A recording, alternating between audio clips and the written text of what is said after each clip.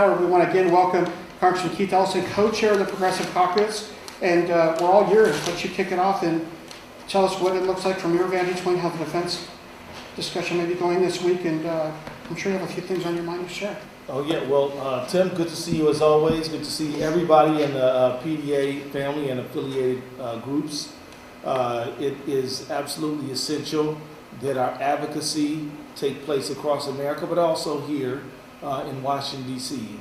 It is a partnership as we educate, mobilize, and organize across America, but then put pressure on Congress to do and deliver the things that the American people need. I mean, that's after all what we're supposed to be doing, and in order to achieve those things, it does take pressure. It takes organizing. Politicians see the light when they feel the heat, and if you ever forget that, you will find yourself in a state of confusion. A lot of things to discuss today, three main ones, but I want to set the table. Should I stand up, y'all? Sure. Does that be better? Yeah, and so a few things just to set the table. When we were last together, that was a political moment. We're in another political moment now that is related, but not the same one. Where we are right now is that if we had any suspicions that we would have an intractable House majority that didn't want to do anything of good, they have proven that in spades since that time. They are not calibrating their political positioning toward agreement. They are going in the opposite direction. I'm not being in the least wise inflammatory. This is it. We kind of hoped that given some of the negative reaction they've been receiving, the low esteem the people of America have Congress in, and the just inability to pass anything through Congress might make them a little bit more amenable. That is not the case. Last week we had Obamacare up for another repeal vote for the 38th time. The 17th time I understood what they were trying to say. I got the point at the 26th time, 38th time, wow. So there's that. This morning I was at a markup in the Financial Services Committee. Don't want to go into this, we just want to give you a little flavor of where we're at. They introduced a bill and passed with only 3 defections on the Republican side that would literally get rid of the 30-year fixed rate mortgage that is affordable. And they say there will be 30-year fixed rate mortgages, yeah, but only rich people will be able to get them because you'll have to put 35% down and have a FICO score of 750, and that is going to eliminate a whole lot of Americans. I don't mention that to really dive into it, but just to give you a sense that these people do believe plutocracy is the right model for America, and they are striving earnestly to achieve it every day. But we believe in democracy, so we are not on the same page as them because we're the progressive Democrats of America. So let me tell you that today and it is the 24th of July. We have about another. We're wrapping up this week, then we're going to come back next week, and then we're out for a while after August 2nd. So you guys come in at an opportune time, but you should know that there's a certain degree of crunch time. The issues that are prevailing, I'm still sort of setting the table, as immigration, and then that's still a very big deal. By no means is immigration in the can, if you understand what I mean.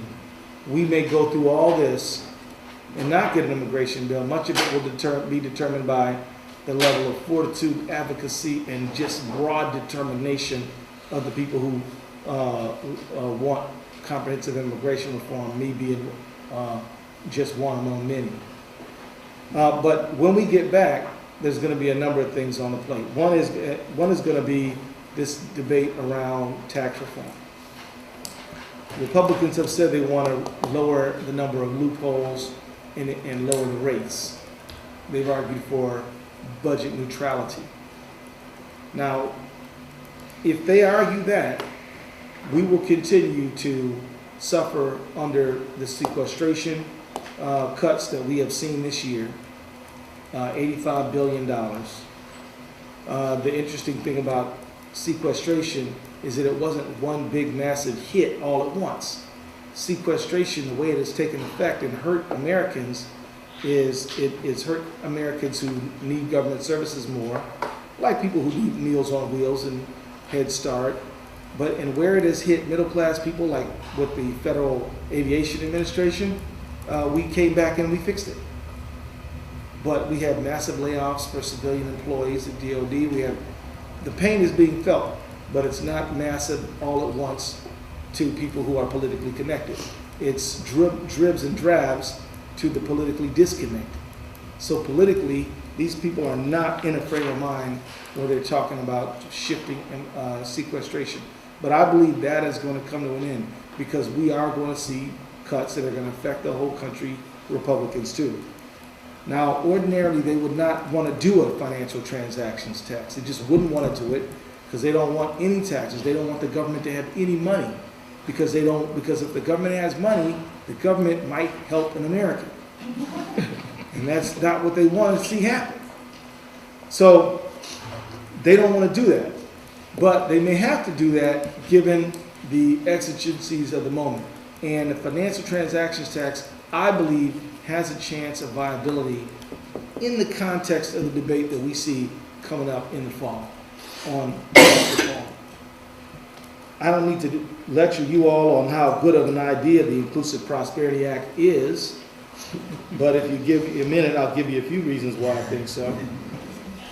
It's a tiny fee that can generate as much as $350 billion a year in revenue. And it allows us to invest in things that really matter. Education, roads, housing, bridges, wealth, health care for seniors, things like that. 40 countries had a similar tax, as did the US up until 1966. And it's more than a simple revenue generator. It is a market regulator, in that financial transaction tax will slow down these highly, these erratic flash trades, these algorithmic driven trades where literally millions of trades are taking place over a very short period of time, not based on somebody sitting down analyzing a stock or the value of a company, but just a mathematical trigger point, and then all these trades happen. If they're more expensive to make, even in an infinitesimal way, there will have to be more care and attention. This will help the markets operate in a more sensible way. People like George Soros, Bill Gates, Warren Buffett, Paul Krugman, Joe Stiglitz, Jeffrey Sachs, Dean Baker, Robert Poland, Larry Summers have all said they support a transaction tax. And so the bottom line is, we're not broke. There's plenty of money. It's just the government doesn't have it. The government has a right. The government and the people of the United States have a right to run the programs of the United States. Health, welfare, housing, all these things. And the people who benefit from being here have a duty and obligation to help support it. So we make that case, and we make it strenuously. Now, Europe has been looking. More than 30 countries, including Australia, Hong Kong, Switzerland, currently have some form of an FTT. And this year, 11 European nations will implement an FTT, financial transaction tax, which would raise as much as $74 billion for them. By the way, if you're watching, the G20 recently made some statements regarding the economic path of austerity. They're rejecting it. They now recognize the folly of an austerity path, and I say we need to do some investment and expansion, which was what the United States was doing, but we stopped doing, and we better get back at it. Of course, if you want to do investment and expansion, you need some money, and that's where a transaction tax can be helpful. These 11 countries,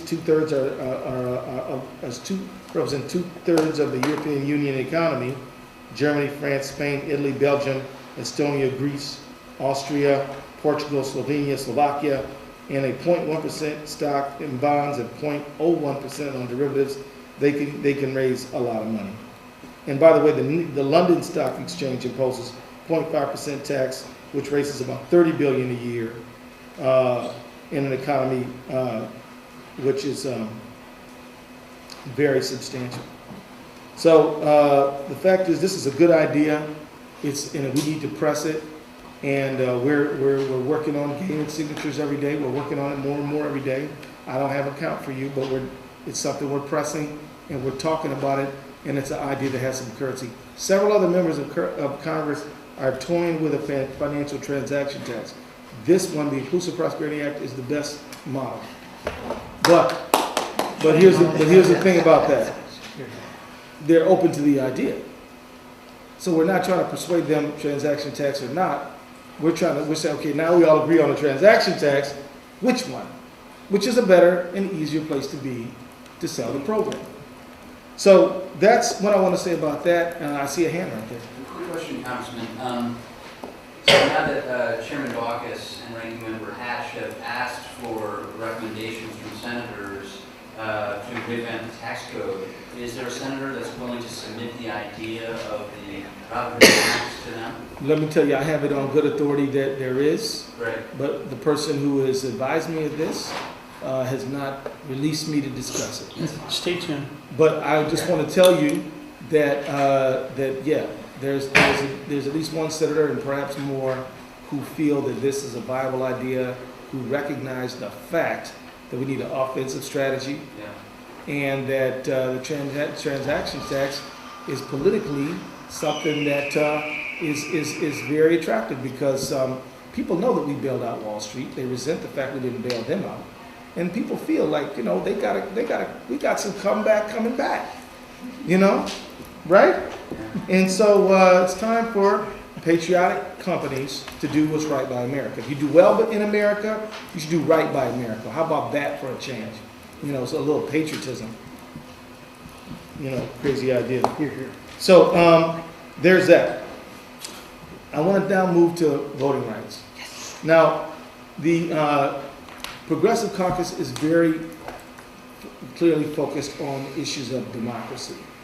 This is why, over 2 years ago, we joined with progressives all over this country in calling for the repeal of the Citizens United, and actually, part of that whole move, part of the whole Move to Amend movement, and we're engaging local governments to pass resolutions to this effect. We came together with a statement of principles in which we're all Move to Amend. Us members of Congress had our own favorite version, but we came to the very adult position that we don't want to be falling out over fine points and paragraphs and commas when we don't even have the national support to amend. Let's agree on some principles, and let's work the movement across America, and then when the propitious moment arrives, we can fight over where the commas go, right? So that's what we decided. This is a good step forward, because members of Congress love to say, my bill is better than his bill. So, we do that. We do that kind of stuff. So, we're just staying out of that for a moment and saying, we all agree on the basic core principle. So we're part of that, and we're staying part of it. One of the things that we're doing to advance that discussion is we are in support of a bill that John Sarbanes has introduced for campaign finance reform, which would limit the amount of a donation that anyone could give, somewhere in the neighborhood of like $150 to $200. Right now, it's about $2,500 or something like that. Who can give $2,500? People who got a lot of money. And if I am trying to fund my campaign, and somebody can give me $2,500, and this person can give me $25, who am I paying attention to? Who am I running behind? Who am I calling? Who am I sucking up to? I mean, bottom line is, we need to create a campaign finance system that makes the $25 donor an attractive person to talk to. So that's the Sarbanes bill. Mark Buchanan and I have another constitutional amendment which would make the right to vote a constitutional right. it may surprise you to know that right now, you don't have a constitutional right to vote. You have a right to not be discriminated against on the basis of your race or your sex or being, or being 18, or they can't have a poll tax on you. That's unconstitutional. But it's kind of fair game after that. And so when a photo ID, which is nothing but voter suppression, comes along, we're in a defensive posture proving that it's not necessary, whereas they should be trying to prove that it is. And if you had a constitutional right to vote, anything that impinged upon that right would invoke your rights. And so we believe this is an important thing to do. We're fighting for that. Progressive Caucus is on top of that. And then finally, we've been in a series of conversations with both Congressman Conyers and Congressman Stinson about, can we repair Section 4, which was struck. Look, when this thing was reauthorized in 2006, 98 senators voted for it, and there were only 98 senators, so it was 98-0 voted in favor. And in the House, there were 390 some votes and 33 against. Justice Scalia thought this was evidence of non-support or racial entitlement, I believe was his term. This man is hostile to Democratic participation, so fine, we know that, no need to even whine about it, but they did not say that you could never have a Section 4 pre-clearance program. They said the formula need to be reconfigured. Fine, let's reconfigure it. Maybe there's some northern states that need to be in. Yes. You know what I mean? Yes. There are some now. But I just want to say, in case you didn't know, you might be thinking, oh, well, maybe it's not fair to put them on the list and they have to stay there since the 60s. You know, there's an opt-out provision, and counties get out of Section 4 compliance all the time. There's a long list. You can click online and find it. What the Supreme Court did was completely irrational, and within hours of the striking down of Section 4, Texas and other states started trying to pass voter suppression. The president says he's going to do stepped-up enforcement under Section 2, which is non-discrimination, but we know that every Section 2 case takes on average about 2-3 years. So as they are stealing elections, maybe 2 years from now we'll be vindicated, but it's completely not a satisfactory solution. So voting rights, key issue there. We need to have a big, fat, broad coalition focused on voting rights, and I think it is worth our time as a movement to try to repair and get the repair through Congress of Section 4, but then I think we need to aim high. We need to get a constitutional right to vote. We need to have campaign finance reform. We need to repeal Citizens United, and we need to understand that when they're going after your vote, they're not just going after your vote. They're going after your right to pass legislation to make this a fairer, greener, cleaner, more equal world. They're going after your ability to increase the minimum wage. They're going after your ability to have worker protections. So we've got to be real clear what is on the line. I'm sure everybody here knows what that means. Now, if I may introduce just a few other topics, if it's all right, Tim. The floor is yours. We have a movement, people. It is in the low-wage service worker movement is moving. These folks are striking $7.25 an hour workers, striking in New York, striking in Washington, D.C., striking in Detroit, Chicago, St. Louis, Kansas, striking at Walmart, striking at McDonald's, at Ruby Tuesdays, at all over this country. I'm telling you, they need our support.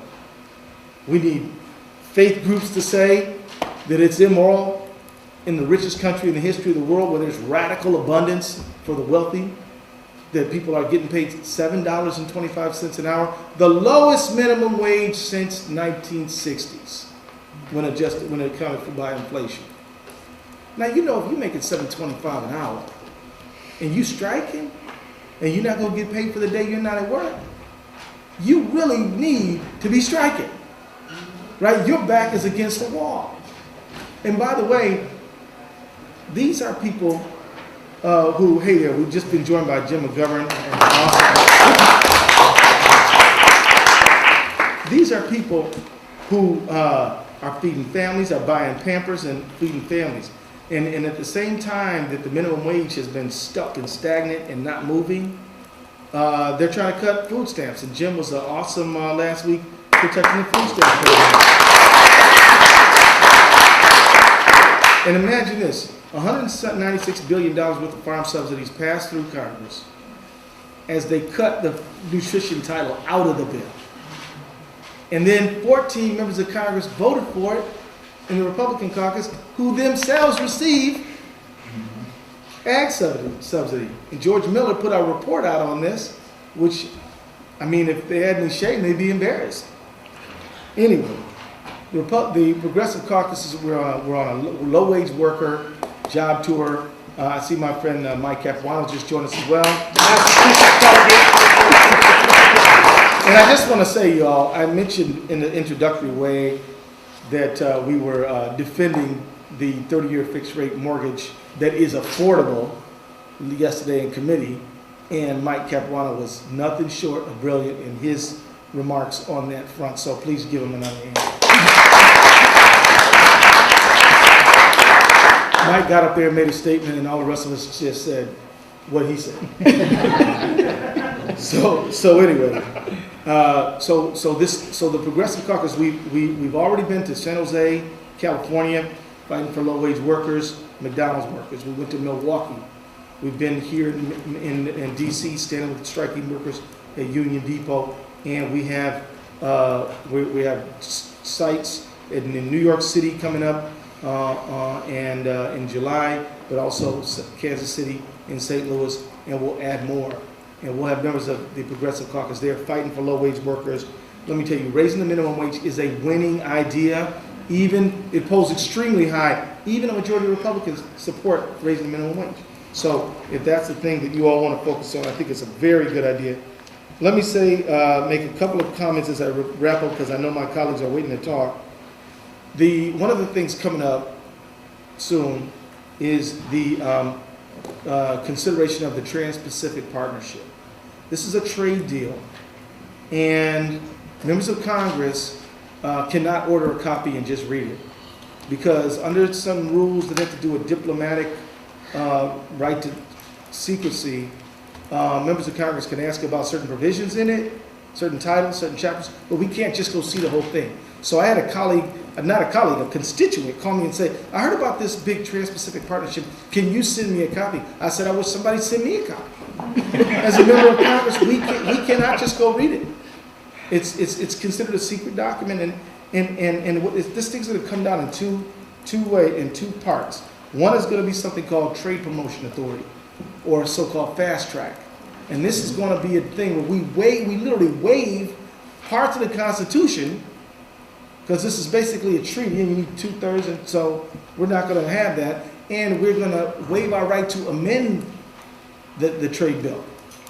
And so they're going to put the Trade Promotion Authority in place. Then they're going to get, and that requires a pretty short time period in which the bill has to come up for a vote, and then it's an up or down vote, no amendments. Now, what we do know about it so far is that it bans Buy American provisions. We know that it contains provisions for single site inspection, which means if the fish is inspected in Vietnam, it is considered inspected until it gets to your table. You feel comfortable with that? No. It's really not a trade bill. A trade bill would say, oh yeah, Americans make goods and services. People in Vietnam make goods and services. Let's see what we could do. We'll buy some stuff y'all have, you buy some stuff we have. This is really more of a investor race to the bottom bill, which seeks out the lowest paid workers, usually low paid because they're exploited by authoritarian government, and then we make stuff there and then sell it to Americans. Now, this thing, I can tell you, last year they told us how great the South Korea trade deal was going to be. We already lost, we know, 40,000 jobs because of South Korea, and it's a very short period of time. They were supposed to be our cars going there, their cars coming here, everybody wins. No, they won. And investors won. but the American people didn't. And if you want to ask yourself, why are our wages stagnant for 30 years? There's a lot of ingredients to it. One of them is these bad trade deals. So Trans-Pacific Partnership, be on the alert for this thing, study about it, think about it. Not enough time to tell you all about it, but it is coming your way. And then the last point I want to make, and I do know you guys asked about single payer. We are absolutely dedicated to single payer. We are talking about how to reinvigorate the single payer movement. But I just wanted to mention before I take my seat that the continuing resolution that funds the government is going to expire in October. And the Republicans have said, well, if you want us to keep funding the government, we need some stuff. And there's a senator from Utah that said the stuff he needs is to defund the Affordable Care Act. You see what I'm saying? These folks are setting up a government shutdown.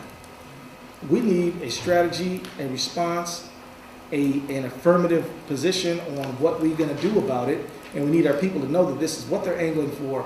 Because time-wise, we got a few more weeks before the August recess. We're going to come back, and then we got 9 days we're going to be in September, and then we're going to be in October, and the CR is going to be right on. And you're going to feel like, wow, what the heck? Where'd this all come from?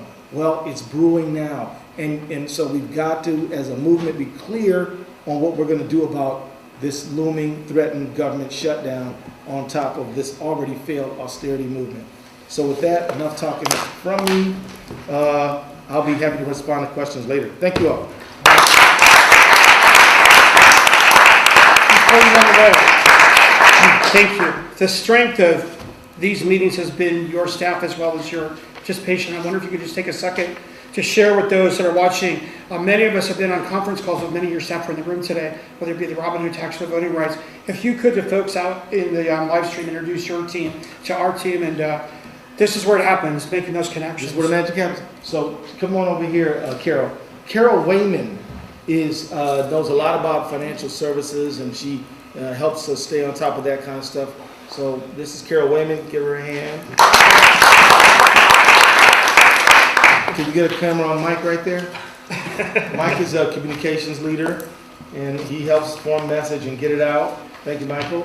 Now, Brad Bauman. That's right. Now, Brad Bauman is the executive director of the Progressive Caucus. He's not here right now because he's working hard. But let me tell you, Brad is a ubiquitous guy, energetic, works hard all the time, heart as big as all outdoors. He never stops. And Haley from the Progressive Caucus, she's a communications fellow, and she's doing a great job. So we don't do anything without good staff, and we're in their debt. And thank you, Tim. Thanks, Keith. All right. Oh, and Peter the intern is here. Always the last one.